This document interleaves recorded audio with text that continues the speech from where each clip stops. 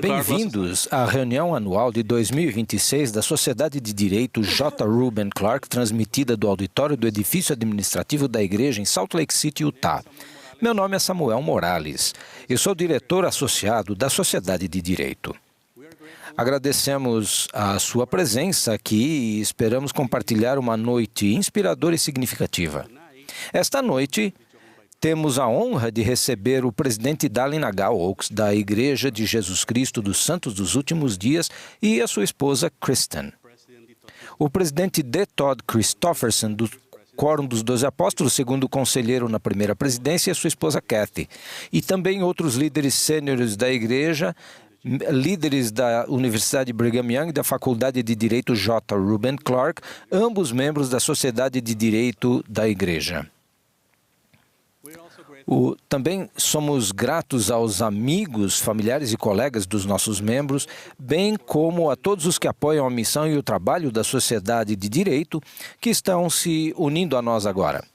Nós oferecemos um agradecimento especial aos nossos membros voluntários. A sua dedicação e serviço em todo o mundo são notáveis. Também agradecemos sinceramente à Igreja de Jesus Cristo dos Santos dos Últimos Dias, seu Departamento de Serviços de Publicação e as equipes de audiovisual, tradução e transmissão, cujos esforços tornaram esta noite possível. O nosso programa será o seguinte: a oração de abertura será feita por Kirsten Davis, presidente do capítulo estudantil da Faculdade de Direito S.J. Quinney. Depois da oração, Angelo Zimmerman, presidente internacional da Sociedade de Direito J. Reuben Clark, vai apresentar uma atualização sobre a sociedade.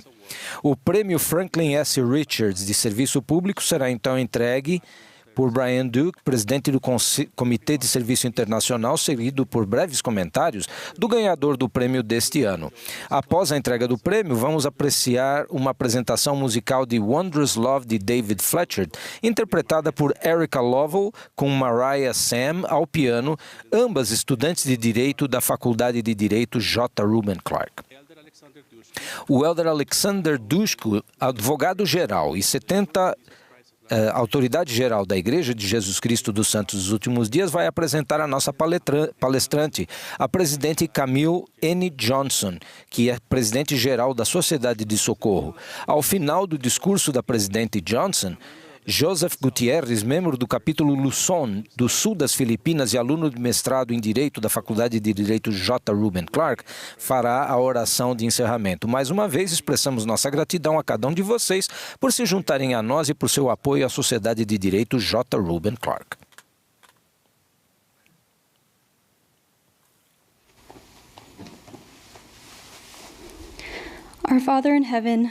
Nosso amado Pai Celestial, nós agradecemos por este dia e pela oportunidade que nós temos de estarmos reunidos esta noite e para aprender de cada um e vir a se aproximar de Teu Filho Jesus Cristo. E nós oramos que, ao ouvir os discursos nesta noite, nós possamos sentir o Espírito e aplicar o que ouvimos em nossas vidas diárias. Oramos para que nós possamos ir ao mundo e ser uma luz para este mundo e que possamos ser um bom exemplo de discipulado do Senhor Jesus Cristo, através do nosso trabalho, em nossa família, em todos os aspectos de nossa vida.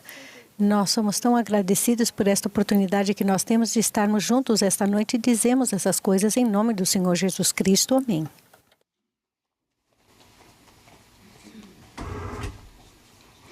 Thank you, Sam. Obrigada, Sam. É um prazer trabalhar com você e com vocês e com toda a nossa família da Sociedade de Direito. Somos verdadeiramente irmãs e irmãos no direito. E como mencionei anteriormente, meu nome é Angel Zimmerman e recentemente iniciei meu mandato como presidente internacional. Como membros da J. Reuben Clark Sociedade de Direito, servimos por meio de serviços jurídicos e humanitários pro bono. Defendemos o Estado de Direito e os princípios do constitucionalismo e defendemos a liberdade religiosa.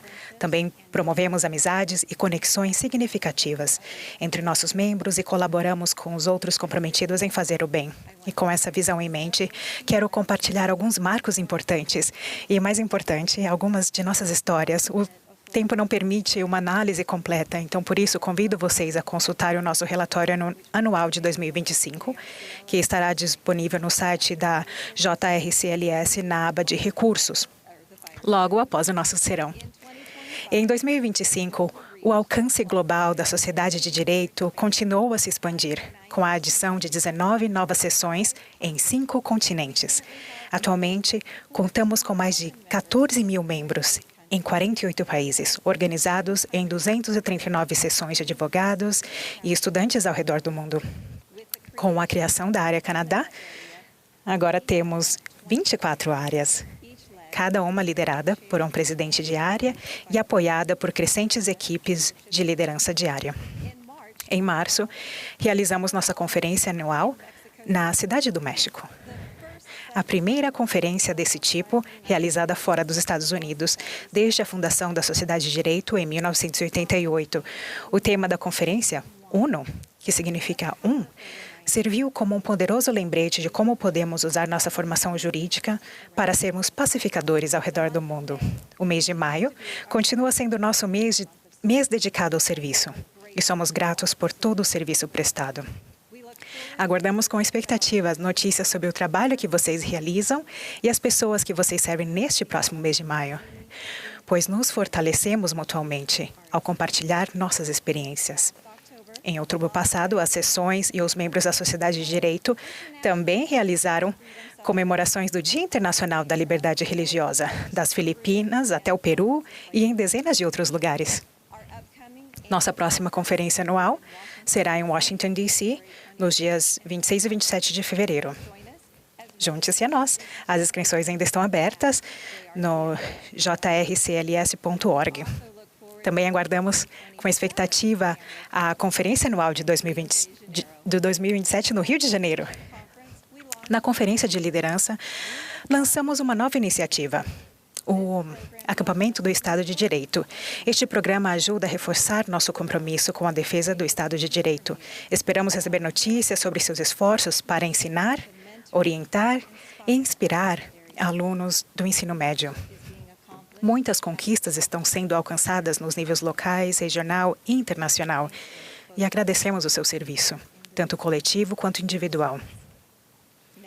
Agora, vamos às nossas histórias. Gostaria de compartilhar apenas 2, entre milhares, de como a Ordem dos Advogados está fazendo uma diferença positiva, de maneiras que nenhuma outra organização consegue. A primeira história é sobre os membros do capítulo da Tanzânia. Esta imagem foi tirada em um evento onde os membros desse capítulo colaboraram com assistentes sociais e membros do judiciário para ensinar crianças do ensino fundamental sobre seus direitos e responsabilidades legais. As crianças aprenderam sobre as consequências de infringir a lei, incluindo a possibilidade de detenção, mas também sobre as opções disponíveis para ajudar jovens infratores, como reabilitação, aconselhamento e serviço comunitário. Depois de ouvirem essa mensagem, algumas crianças comentaram que o sistema legal parecia mais justo do que imaginavam. Outras crianças comentaram que era bom saber que existem pessoas que querem que elas melhores, em vez de apenas puni-las e rotulá-las como criminosas. Acredito que o Estado de Direito é importante para Deus, e como Ele nos conhece e conhece nossos semelhantes, Ele sabe o que precisamos e o que podemos oferecer a eles por meio da lei. Como advogados e estudantes de direito de fé, temos a responsabilidade de transmitir conhecimento e prestar auxílio que possa ajudar nossos semelhantes a melhor realizarem seu potencial divino. A próxima história que quero compartilhar é sobre Stephanie Moreno, uma de nossas advogadas associadas no México. Muitos meses, Stephanie estava tão desiludida com a corrupção ao seu redor e com as exigências excessivas de sua carreira jurídica que estava prestes a abandonar a profissão. E nessa época, um membro da Sociedade de Direito a convidou para participar da comissão organizadora da conferência anual que aconteceria na Cidade do México.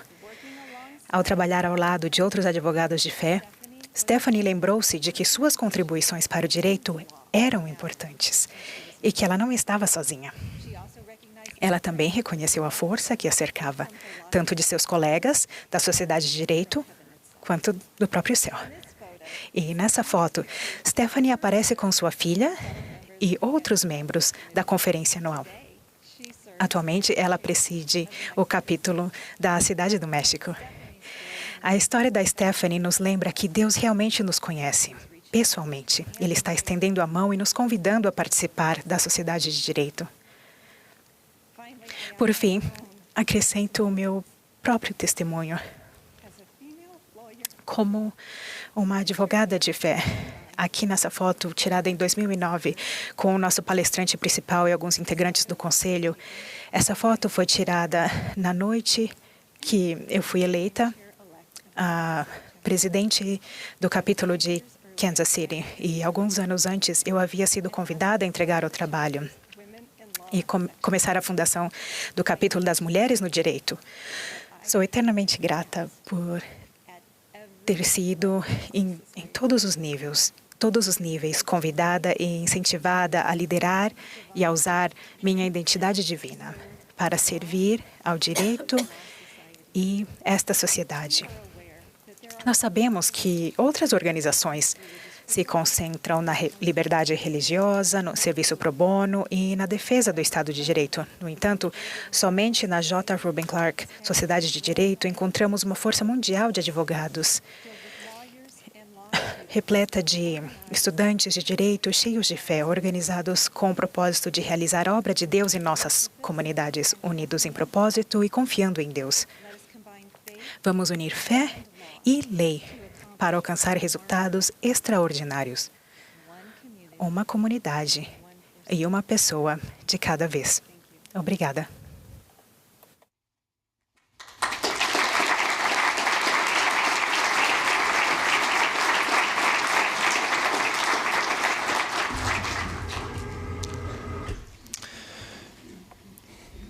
A missão da Sociedade de Direito J. Reuben Clark baseia-se na crença de que o estudo e a prática são fortalecidos pelas convicções religiosas pessoais e estudantes de direito. Guiados por essa crença, os nossos profissionais buscam excelência profissional e são dedicados a oferecer serviço bono para quem precisar. A cada ano, essa sociedade homenageia indivíduos ou organizações que utilizaram suas experiências jurídicas para o serviço público. Esse prêmio foi nomeado a Franklin Richards, o primeiro conselheiro geral da Igreja de Jesus Cristo dos Santos dos Últimos Dias. Em 1890, ele exerceu essa função por mais de 44 anos, até sua morte em 1934. Foi defensor da Igreja e de seus líderes e um membro da Convenção Constitucional do Estado de Utah, em 1895. Antes de se tornar como conselheiro geral, atuou como legislador. Seus esforços corajosos para defender os direitos de minorias impopulares e perseguidas abriram portas para oportunidades para inúmeras pessoas. O vencedor deste prêmio, Franklin S. Richards, de 2026, é o capítulo de Santo Domingo, na República Dominicana. Todas as quartas-feiras, os dedicados membros deste capítulo se reúnem atendendo indivíduos em famílias vulneráveis, o que começou com uma clínica jurídica para ajudar o povo a obter certidões de nascimento e outros documentos, ampliou para questões jurídicas com refugiados do Haiti e Venezuela. Eles também auxiliam cidadãos com dificuldades econômicas ou legais, em vários tópicos como imigração, imóveis, família civil, empresarial, abordando todas as questões de vistos e disputas entre locador e inquilino. Eles também ajudam a conectar clientes e a comunidade. Para muitos que vão à clínica, essa pode ser a primeira vez que têm acesso a serviços jurídicos. Além da clínica semanal pro bono, os membros do capítulo estão profundamente envolvidos em orientar e treinar por meio do direito, o capítulo estudantil desta mesma cidade.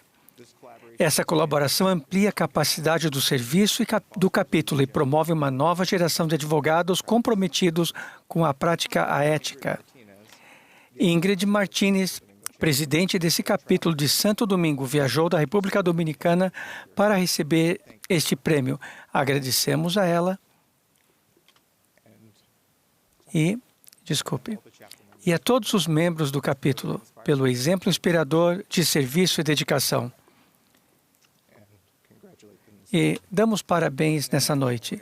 Como organização internacional, temos o prazer de notar que Ingrid fará suas palavras em espanhol, com Katie Rennie, membro do comitê, fazendo a interpretação para inglês.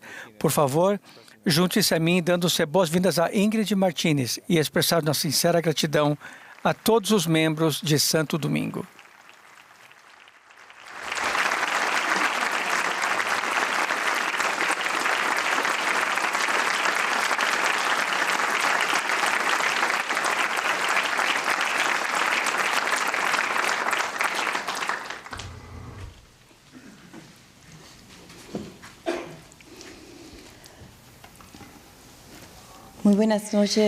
Boa noite, queridos membros, colegas e amigos e autoridades da Igreja da Sociedade J. Reuben Clark, que estão aqui esta noite. É uma honra estar aqui entre advogados que acreditam que o direito não só se exerce apenas com conhecimento, mas com consciência e princípios de fé. Em nome do capítulo Santo Domingo da República Dominicana, eu recebo este reconhecimento com profunda humildade. Este prêmio não é apenas um prêmio. É uma responsabilidade renovada que reafirma que caminhamos na direção certa, o da justiça, da ética e do serviço público. Este prêmio pertence a cada membro de nosso capítulo que disse sim ao serviço e a cada família que confiou em nós em um momento de vulnerabilidade. Como profissionais de direito, acreditamos que a lei atinge o seu propósito mais elevado quando se torna um instrumento de serviço. A essência de nosso trabalho reside na empatia, ao lembrar que a nossa fé não é somente um discurso, mas um guia prático que nos impele a exercer a lei com integridade. Como advogados e estudantes de direito religioso, sabemos que a liberdade religiosa é a lei. São ferramentas para proteger a dignidade humana e por trás de cada ficheiro existe uma história, uma família, um ser humano que merece ser ouvido com respeito. Winston Churchill disse que um dos problemas de nossa sociedade é que as pessoas que não querem ser úteis, mas sim importantes. Ser útil começa com algo muito simples, doar 1 hora do seu tempo por semana. Deus, ele somente requer um coração disposto e testifico que Ele sempre prepara o caminho. Eu convido todos a vocês a desenvolverem e comprometerem-se com os planos de trabalho de seus respectivos capítulos. Esses planos são o guia que nos permitirá maximizar o impacto das nossas iniciativas. Juntos podemos realizar muito mais do que cada um de nós poderia fazer sozinho. Não esperemos experimentar a nossa própria dor para acordar para a necessidade dos outros.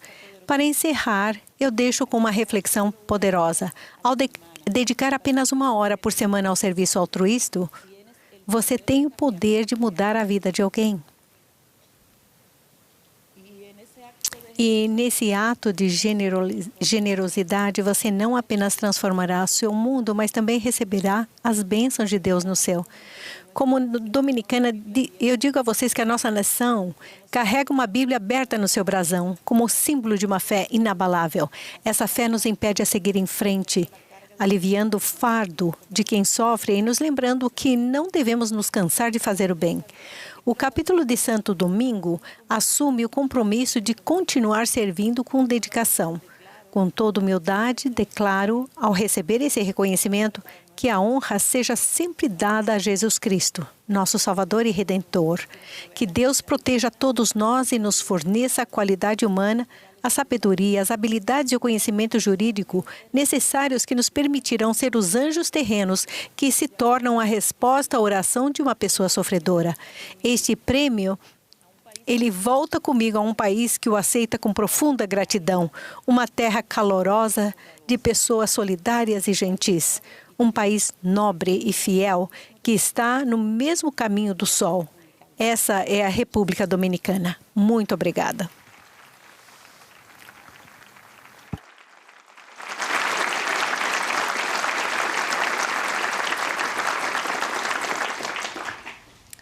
Good evening, dear members, colleagues, and friends of the J. Reuben Clark Law Society here tonight.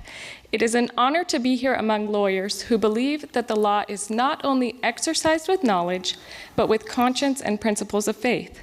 On behalf of the Dominican Republic's Santo Domingo chapter, I receive this recognition with deep humility. This award is not just an award. It is a renewed responsibility that reaffirms that we are moving in the right direction, that of justice, ethics, and public service. This award belongs to every member of our chapter who said yes to service, and to every family who trusted us in a time of vulnerability. As legal professionals, we believe that the law achieves its highest purpose when it becomes an instrument of service. The core of our work lies in empathy, in remembering that our faith is not a speech, but a practical guide that impels us to exercise the law with integrity. As lawyers and law students of faith, we know that freedom of religion and the law are tools to protect human dignity, and that behind every file there is a story, a family, and a human being who deserves to be listened to with respect. Winston Churchill said it well when he said that one of the problems in our society is that people don't want to be useful, but important. And being helpful starts with something simple, donating an hour of your time a week. God only requires a willing heart, and I testify to you that he always prepares the way. I invite all of you to develop and commit to the work plans of your respective chapters. These plans are the guide that will allow us to maximize the impact of our initiatives. Together, we can accomplish much more than what each of us could do by ourselves. Let us not wait to experience our own pain to wake up to the needs of others. In closing, I leave you with this powerful reflection. By dedicating just 1 hour a week to selfless service, you have the power to change someone's life.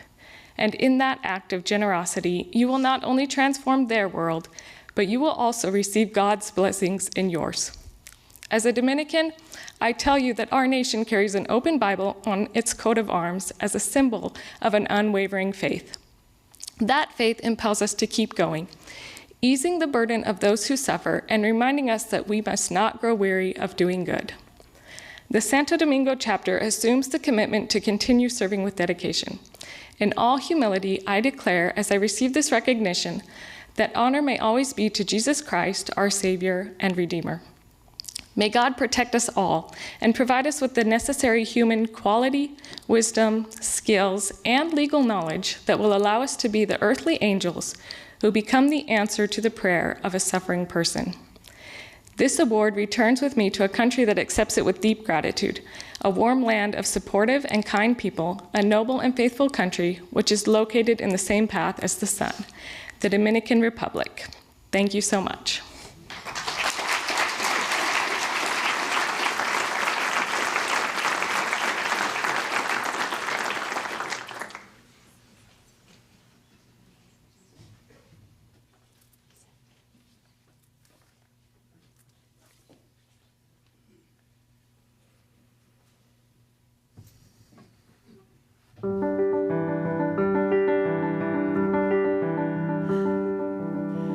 What wondrous love is this, O my soul, O my soul? What wondrous love is this, O my soul? What wondrous love is this that caused the Lord of bliss to bear the dreadful curse for my soul, for my soul, to bear the dreadful curse for my soul.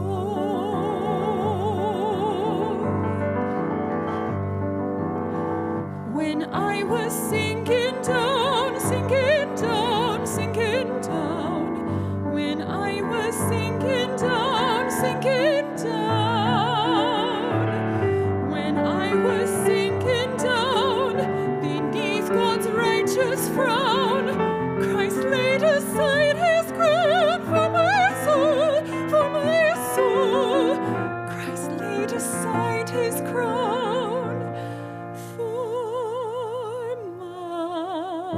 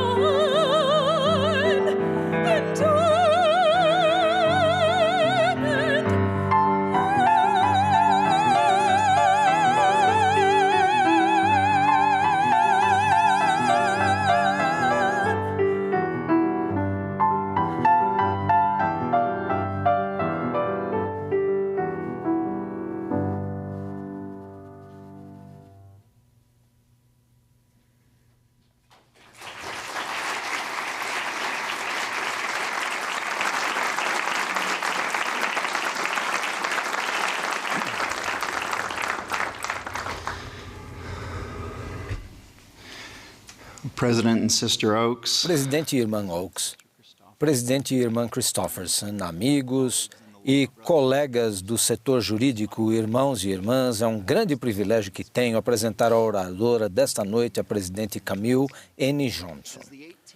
Como 18ª presidente-geral da Sociedade de Socorro da Igreja de Jesus Cristo dos Santos dos Últimos Dias, a presidente Johnson lidera uma organização de milhões de mulheres fiéis dedicadas a levar alívio espiritual e temporal aos filhos de Deus. Um trabalho que ela compreende bem, devido a uma vida inteira de serviço. Nascida em Pocatello, Idaho, filha de Hall e Dorothy Neddle, ela se casou com Douglas Johnson no Templo de Salt Lake em 1987. Eles são pais de 3 filhos e avós de 8 netos. A presidente Johnson se formou em Inglês e Direito pela Universidade de Utah e passou quase 3 décadas como advogada litigante no respeitado escritório de advocacia Snow Christensen e Martineau, em Salt Lake City, chegando a ocupar o cargo de presidente do escritório. Em uma profissão frequentemente, como sabemos, marcada por conflitos acirrados e vozes adversárias, ela se destacou por seu julgamento excepcional, empatia e clareza moral. Ela serviu com o marido como líderes da Missão Peru Arequipa e, mais tarde, como presidente-geral da primária, antes de ser apoiada como presidente-geral da Sociedade de Socorro em abril de 2022. Nessa última função, a presidente Johnson ensinou com convicção que a fonte suprema de alívio espiritual, emocional e temporal é Jesus Cristo. Na conferência geral, ela declarou: "Testifico que Jesus Cristo é alívio.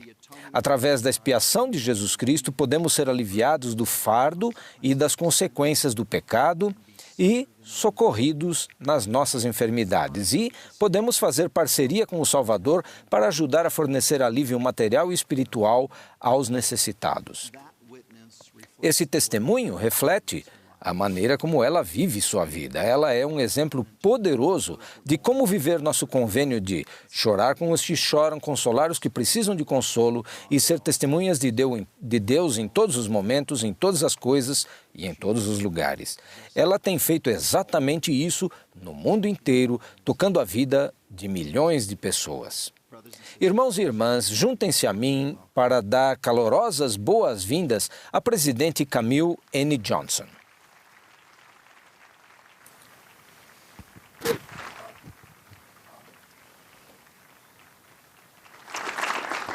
Thank you, Elder Dushku, for that very... Obrigada, Elder Dushku, por essa apresentação. Presidente Oaks e Sister Oaks, Presidente Christofferson e Sister Christofferson, é um privilégio estar aqui hoje com vocês, hoje à noite. Muito obrigada.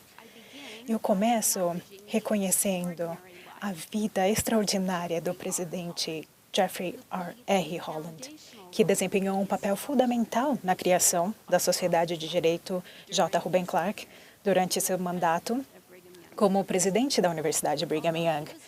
Embora não tivesse formação em direito, sua eloquência e profundidade intelectual ao abordar temas como liberdade religiosa, proteção da família e ajuda humanitária foram excepcionais, visionárias e claramente proféticas. Em 2023, ele estava programado para discursar na prestigiosa Cúpula de Liberdade Religiosa de Notre Dame, na sua amada Londres, na Inglaterra, sobre o tema Respostas religiosas à ascensão da autocracia. Problemas de saúde o impediram de cumprir esse compromisso e ele entrou em contato comigo, uma nova presidente geral da Sociedade de Socorro, e me pediu para substituí-lo. Vocês conseguem imaginar a decepção dos organizadores e participantes? Eu não sou uma jurista, eu sou uma advogada e exerci a advocacia por quase 30 anos antes de receber o chamado para servir como presidente-geral da primária e, posteriormente, da Sociedade de Socorro. Mas o convite do presidente Holland me ajudou a perceber que eu realmente preciso estar neste espaço, compartilhando minha conversão e convicção sobre a necessidade de preservar e proteger a liberdade religiosa e as famílias com toda a eloquência que eu conseguir reunir. A confiança que o presidente Holland depositou em mim foi apenas uma manifestação da sua confiança em mulheres de fé que fazem coisas importantes acontecerem. E começo apresentando um breve roteiro do que pretendo abordar, algo que tenho inclinação profissional para fazer. Primeiramente, compartilharei algumas observações sobre a prática do direito e o papel que a convicção religiosa pessoal deve desempenhar na orientação do nosso trabalho. Em segundo lugar, falarei sobre a construção da paz, inclusive na área jurídica. Em terceiro lugar, explorarei o trabalho de pacificação e liberdade religiosa, incluindo minha convicção de que as mulheres têm uma capacidade inata para a pacificação, que é nutrida quando o livre exercício da consciência é permitido e incentivado. E, por fim, haverá um apelo à ação. Acho que existe um motivo para nos referirmos ao nosso trabalho como um exercício da advocacia. Nunca tomei um depoimento perfeito, nem conduzi um interrogatório perfeito. Sempre havia outra pergunta ou uma pergunta melhor que eu poderia ter feito. Nunca escrevi um relatório perfeito porque, em retrospectiva, sempre havia um ponto que eu poderia ter articulado com mais clareza. E eu nunca apresentei uma argumentação oral perfeita perante um juiz ou magistrados. Quase sempre, no meio da noite. Depois da argumentação, eu pensava em algo realmente inteligente e persuasivo que eu poderia ter dito. Mas acredito que o serviço que prestei aos meus clientes não foi apenas satisfatório, como também valioso.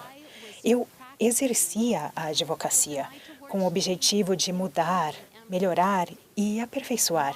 Meus esforços, embora imperfeitos, foram suficientes, porque eu estava praticando. Minha pergunta para você é: você praticará o que prega?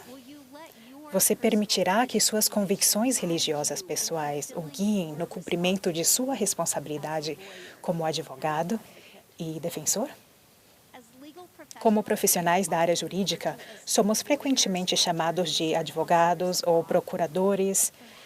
Talvez um dos títulos mais doces que podemos receber seja advogado. Um advogado é aquele que intercede, representa ou defende a causa de outra pessoa, particularmente em um tribunal ou perante um juiz. É claro que advogado é um nome dado e é uma responsabilidade de Jesus Cristo. Jesus é o advogado junto ao Pai em favor daqueles que confessam o seu nome e guardam seus mandamentos. Sou um discípulo de Jesus Cristo. Eu sigo e aceito os seus ensinamentos. Em minha advocacia, busco seguir o seu exemplo. Como discípulo de Jesus Cristo, procuro ser mais semelhante a Ele em todas as coisas, inclusive na prática do direito. O Salvador descreveu a si mesmo como manso. Tomai sobre vós o meu jugo e aprendei de mim, pois sou manso e humilde de coração, e encontrarão descanso para suas almas. Claramente, esse atributo é algo que vale a pena de desenvolver se o Salvador o menciona especificamente ao descrever a si mesmo. A mansidão é uma busca para a vida toda, não um programa fácil de apenas 3 etapas. Nós praticamos a advocacia. Talvez pudéssemos praticar um pouco o desenvolvimento da mansidão. Assim, o elder David Bednar definiu a mansidão dessa forma: forte, não fraca, ativa, não passiva, corajosa, não tímida, contida, não excessiva, modesta, não arrogante, e gentil, não presunçosa. Uma pessoa mansa não se irrita facilmente, não é pretensiosa nem arrogante e reconhece prontamente as realizações dos outros. Meu exemplo favorito das escrituras sobre mansidão vem do livro de Mormon. É a conversa entre Moroni e Paoran, o juiz supremo. O exército de Moroni estava sofrendo com a falta de apoio do governo. Então ele escreveu uma carta a Paoran e disse-lhe, sobre título de condenação, que ele e seus líderes haviam negligenciado o exército e chegou a acusá-los de serem traidores. Sempre que eu chego nessa parte no livro de Mormon e leio essa história, penso como as palavras de Moroni devem ter sido para Paoran. E me pergunto, como eu teria reagido se essas palavras tivessem sido dirigidas a mim? Temo que eu possa ter nutrido ressentimento contra Moroni, especialmente porque as suas acusações não tinham fundamento. Talvez eu devo ter respondido de forma defensiva e contundente, mas Paoran respondeu com mansidão. Paoran investiu tempo para dar uma resposta equilibrada, ponderada. É isso que te digo, Moroni, que não me alegro com as tuas grandes aflições. Sim, elas entristecem minha alma. Em sua carta você me censurou, mas isso não importa. Não estou irado, mas me alegro com a grandeza de seu coração. Paoran tinha uma visão de longo prazo. Ele praticava o autocontrole. Era forte, ativo e corajoso, como Jesus Cristo. Ele era manso. Jesus Cristo lavou os pés de seus discípulos. Ele curou o seu potencial captor quando cortaram a orelha de Pedro. Ele realizou a expiação infinita, declarando ao Pai, não seja feita a minha vontade, mas a tua. Pense em contratar um advogado para você ou para alguém que você ama. Você procuraria um advogado forte, ativo, corajoso, comedido e que não se irrita facilmente? Sim. Você buscaria um advogado que praticasse a mansidão, um atributo semelhante ao de Cristo. Numa época em que a audácia é recompensada e a acrimônia é aplaudida, sejamos os profissionais de direito que se destacam e se diferenciam. Nossa convicção religiosa pessoal deve guiar a forma como cumprimos nossa responsabilidade como advogados e defensores.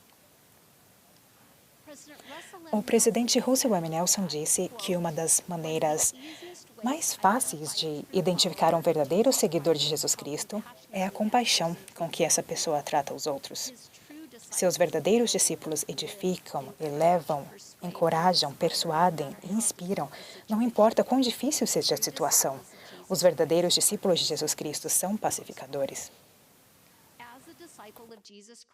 Como um discípulo de Jesus Cristo, como concilio minha responsabilidade de ser um pacificador com minha obrigação, pela qual sou pago como advogado, de defender tenazmente uma posição? O que compreendi ao longo de 30 anos de prática é que meu papel, pelo qual eu era remunerada, era o de solucionar problemas. Eu deveria buscar a paz, e talvez a melhor maneira de alcançar essa paz fosse por meio de litígios, em última instância, em um tribunal, apresentando através de testemunhas e provas tudo o que eu sabia sobre o caso a um júri e permitindo que os membros do júri tomassem a decisão. Às vezes, essa era a melhor maneira de resolver um problema, de buscar a paz. Mas quando uma situação se tornava extremamente tensa e repleta de contendas, o que eu deveria fazer? O que você deve fazer? O presidente Nelson respondeu à pergunta. Ele disse: não estou falando de paz a qualquer preço. Em situações de grande tensão e contenda, convido vocês a se lembrarem de Jesus Cristo. Orem para terem coragem e sabedoria para dizer e fazer o que ele diria e faria. Ao seguirmos o príncipe da paz, nos tornaremos seus pacificadores. Amigos, pratiquei isso por 30 anos, mas admito que nunca aperfeiçoei essa técnica. A perfeição ainda está pendente em Jesus Cristo e por meio dele. Enquanto isso, continuarei a praticar a pacificação, porque pacificadores são necessários. Jesus Cristo disse: bem-aventurados os pacificadores. Ele não chamou de amantes da paz ou mantenedores da paz. Ele nos pediu para construir a paz.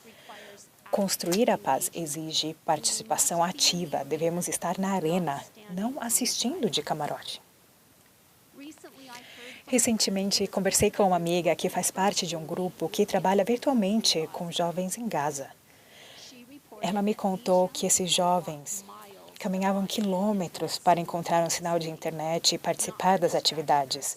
Não para se distrair ou escapar da realidade, mas para garantir que suas vozes fizessem parte da construção do futuro. Eles não estavam em busca de compaixão, vieram em busca da responsabilidade de serem pacificadores. Mesmo deslocados, esses jovens formaram pequenos grupos para cuidar de crianças, organizar educação básica, prevenir conflitos locais, visitar idosos e garantir que ninguém seja esquecido. Eles não estão esperando por permissão, estabilidade ou mesmo segurança. Eles estão construindo a paz. Em meio à guerra, existe uma alegria transcendente disponível para aqueles que são pacificadores.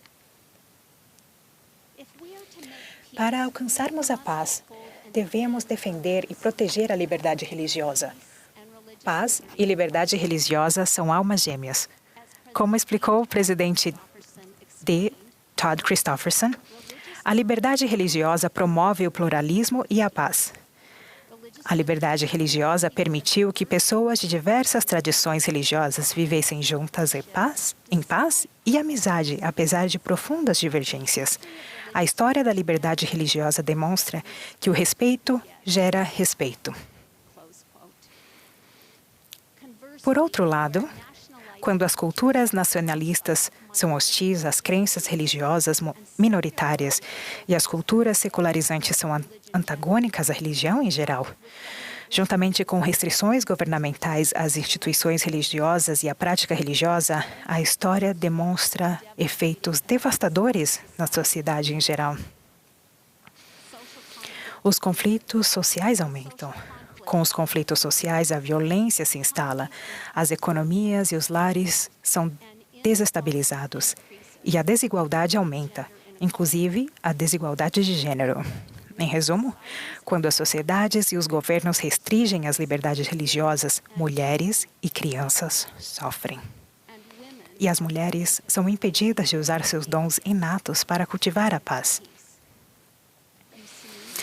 Vejam, acredito que as mulheres foram abençoadas com uma bússola moral única e que possuem dons e propensões espirituais especiais para perceber as necessidades humanas, confortar, ensinar e fortalecer. Consequentemente, cada uma de nossas comunidades depende de mulheres comuns para o florescimento humano, à medida que desempenham seus papéis únicos como os líderes, professoras, cuidadoras, curadoras e pacificadoras. São mulheres comuns das quais dependemos. Para que as mulheres comuns desempenhem seus papéis únicos e cotidianos de pacificadoras, elas próprias precisam ser inspiradas, nutridas, curadas, empoderadas e instruídas sobre seu potencial divino. Devem poder viver de acordo com suas mais elevadas aspirações e valores e reunir-se, compartilhar e organizar-se para apoio mútuo. Isso, naturalmente, é o que uma sólida liberdade de religião e crença proporciona, a garantir a mulheres, homens e crianças de que podem viver vidas morais e conscientes, com o apoio mútuo de outros fiéis, ao mesmo tempo que demonstram a mesma dignidade para com seus semelhantes. Em quase todos os casos em que a sociedade ou os governos restringem o direito das mulheres de exercerem seus direitos de consciência, podemos esperar resultados piores no âmbito doméstico, na saúde pública, na educação e na sociedade civil. Por extensão, quando a liberdade religiosa das mulheres é protegida, podemos esperar melhores resultados em todas essas áreas. Mas os frutos dessa liberdade vão muito além do mero bem-estar material, porque a religião e a espiritualidade representam o que há de mais rico na humanidade. Faço essa afirmação não por mera ilusão, mas com base na minha experiência como atual presidente da Sociedade de Socorro. Tenho visto como essa organização religiosa inspira mulheres a se unirem para prestar serviços consistentes em seus lares e comunidades. Tenho visto o que nossas mulheres fazem quando conseguem expressar plenamente quem são e se conectar com as outras pessoas através da nossa irmandade. Já vi mulheres se apoiarem mutuamente em meio à pobreza. Vi mulheres cuidarem, alimentarem e nutrirem crianças que não são suas. Vi mulheres se levantarem para proteger outras pessoas dos horrores da guerra. Quando corresponde às suas elevadas aspirações, a nossa irmandade proporciona os meios práticos para cumprir a admoestação de Jesus Cristo, de amar o próximo como a nós mesmos, criando assim as condições para uma paz duradoura e o florescimento humano. Permita-me fornecer alguns exemplos específicos. Na última década, durante a crise de refugiados na Europa, membros da Igreja de Jesus Cristo dos Santos dos Últimos Dias em toda a Europa uniram seu tempo, talento e recursos para ajudar muitas das pessoas deslocadas que chegavam à Europa em decorrência de conflitos regionais, violações dos direitos humanos e dificuldades econômicas devastadoras. Merece um destaque, em particular, a forma como as integrantes da Sociedade de Socorro no Reino Unido e na França se mobilizaram para fornecer apoio material e organizacional consistente e significativo, independente da etnia ou religião, a fim de aliviar as condições desesperadoras nos campos de imigrantes. Embora viessem de países, culturas e tradições religiosas diferentes, o vínculo comum da fé foi um aspecto crucial que tornou esse apoio particularmente significativo. As mulheres da Igreja de Jesus Cristo dos Santos dos Últimos Dias estavam atentas à importância de honrar e acolher os compromissos religiosos desses refugiados. Cientes da importância de seus próprios compromissos religiosos, as mulheres da Igreja de Jesus Cristo dos Santos dos Últimos Dias que ajudaram a organizar o socorro nesses acampamentos garantiram que as proibições e preferências religiosas em relação à alimentação fossem atendidas e claramente identificadas, que as roupas e os itens pessoais fornecidos fossem culturalmente apropriados e evitassem símbolos ou imagens que pudessem ofender certos sistemas de crenças, que espaços separados fossem disponibilizados para que diferentes grupos religiosos pudessem praticar seus costumes e que as acomodações comunitárias respeitassem as exigências religiosas. Nas Filipinas, membros da Sociedade de Socorro, preocupados com a alta prevalência de desnutrição em suas comunidades e como isso afetava as suas próprias famílias, aprenderam mais sobre as consequências da desnutrição ao longo da vida. E, movidos por seu amor e unidos por sua fé, os líderes das congregações locais agiram. Os líderes aprenderam sobre as causas mais comuns da desnutrição. As congregações realizaram exames nutricionais nos edifícios da igreja para famílias dos membros e seus amigos e vizinhos e ensinaram a encaminhar os necessitados para serviços médicos e comunitários locais que pudessem fornecer tratamento, e esses esforços foram complementados pelo apoio humanitário da igreja a organizações que tratam a desnutrição e promovem a boa nutrição nas Filipinas. O que começou como um projeto local liderado pela igreja foi muito além das congregações nas Filipinas. Atualmente, esse esforço está sendo implementado em mais de 1.750 congregações em 26 países da África, Ásia, América Central e do Sul do Caribe. Mais de 36 mil crianças foram examinadas para detectar desnutrição. Outras congregações no Haiti, no México e na Micronésia também vão lançar iniciativas nos próximos meses. A Sociedade de Socorro lidera uma iniciativa humanitária em toda a igreja para melhorar o bem-estar de mulheres e crianças. Colaboramos com outras organizações globais para priorizar o cuidado materno e neonatal, a nutrição infantil, a imunização e a educação em todo o mundo. Embora possamos e devamos usar nosso alcance global para ampliar esforços inspirados por mulheres, acredito que o trabalho mais importante e impactante das mulheres continua sendo realizado quando cuidamos de nossos próprios filhos. Ensinamos uma amiga a ler, atendemos com paciência às necessidades de uma vizinha idosa, preparamos uma refeição para os doentes ou choramos com uma irmã que está de luto. A universalidade na forma como geramos e nutrimos a humanidade conecta as mulheres, transcendendo divisões culturais e barreiras linguísticas, lançando as bases para a paz. Eu busco ser uma discípula de Jesus Cristo. Eu creio que Ele veio à Terra para salvar a humanidade do pecado e da morte e para nos amparar em nossa tristeza e angústia. Sua disciplina diária, no entanto, era sempre estender a mão àqueles que sofriam, um por um. Ao tentar imitar Jesus Cristo, reconheço que, embora meu trabalho atual envolva amplos esforços organizacionais para melhorar as condições gerais de mulheres e crianças ao redor do mundo, a exigência mais importante de Cristo para mim, como sua discípula, é reconhecer as necessidades individuais imediatas ao meu redor e responder com paciência e amor. Faço isso melhor quando estou motivada espiritualmente e quando posso me unir livremente a outros de maneira significativa para abordar suas preocupações. Quero encerrar com uma história contada pelo presidente Dallin H. Oaks, uma que ele disse que ouviu há muitos anos atrás. O cenário era um belo campus universitário. Um grupo de jovens estudantes estava sentado na grama. A pessoa que descreveu a cena disse que eles estavam observando um belo esquilo com uma grande cauda, que estava brincando ao redor de uma base de uma linda árvore. Às vezes ele estava no chão, às vezes subia e descia, circulando o tronco. Mas por que essa cena familiar atrairia um grupo de estudantes?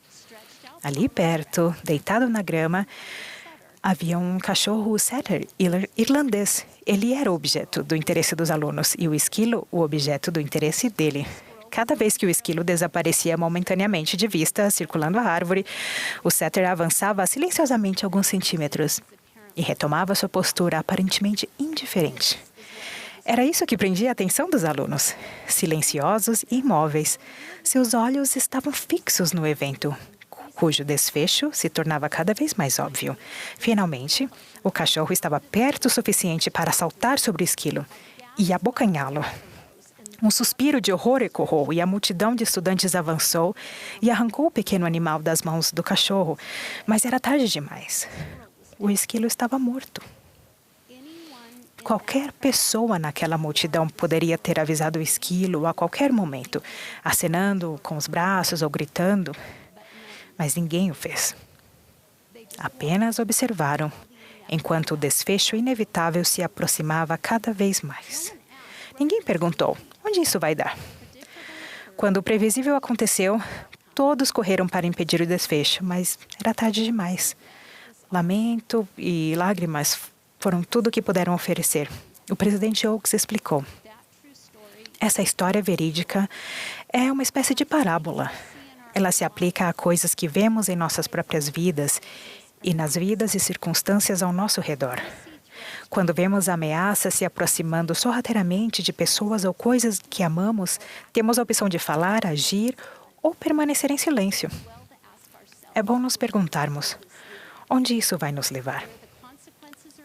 Quando as consequências são imediatas e graves, não podemos nos dar ao luxo de ficar de braços cruzados. Devemos emitir os alertas apropriados ou apoiar os esforços preventivos adequados enquanto ainda há tempo. Acredito que isso seja um conselho profético para todos nós.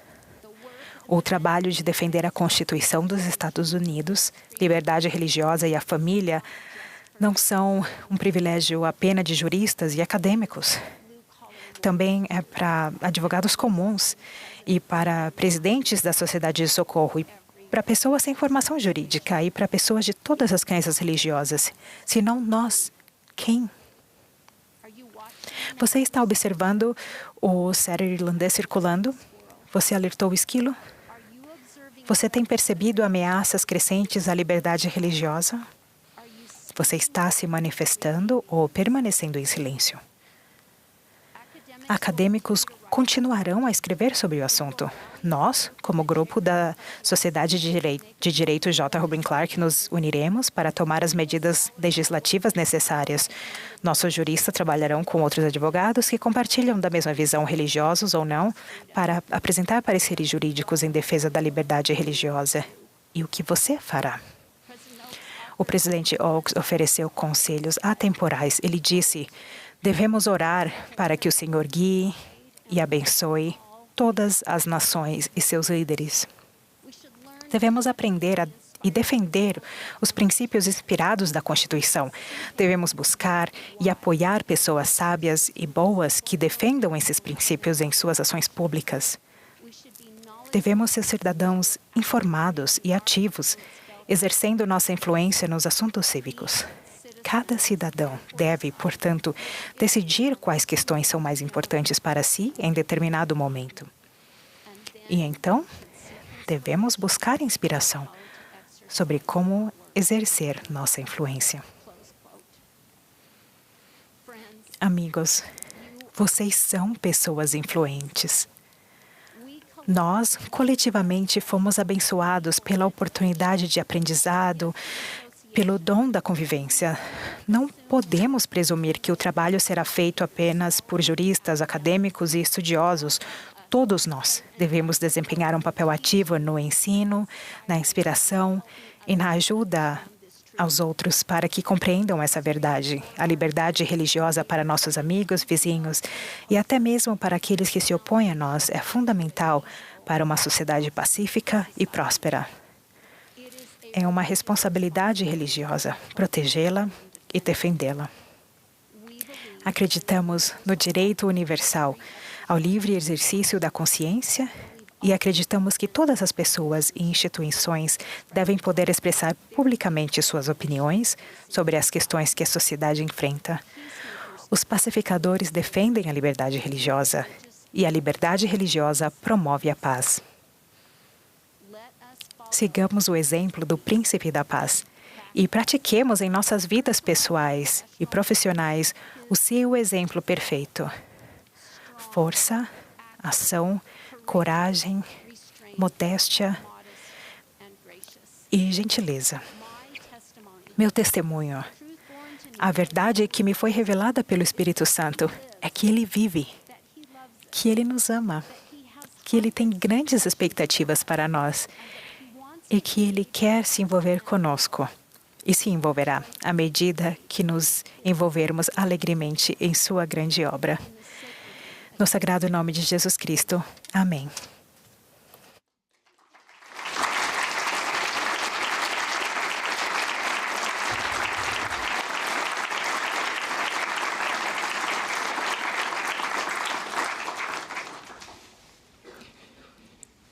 Our Father in heaven, as we bow our heads. Nosso Pai Celestial, abaixamos nossas cabeças perante Ti ao término dessa conferência.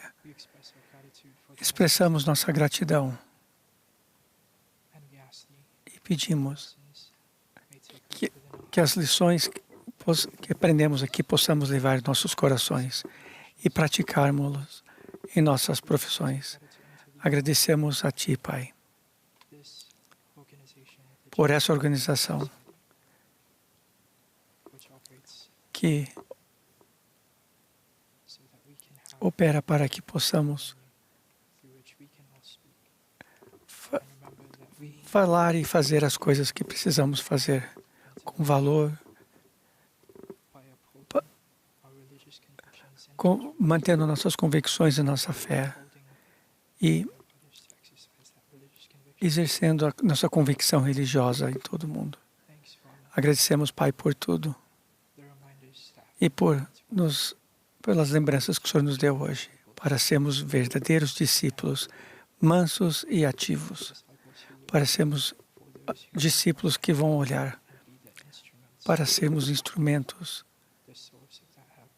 e que possamos ser a fonte de ajuda para todo mundo. Nós te amamos, Pai, e damos graças pela dádiva do seu Filho Jesus Cristo. Que vida e o exemplo podemos ajudar em nossa profissão. E tudo fazemos humildemente e agradecemos em nome de Jesus Cristo. Amém.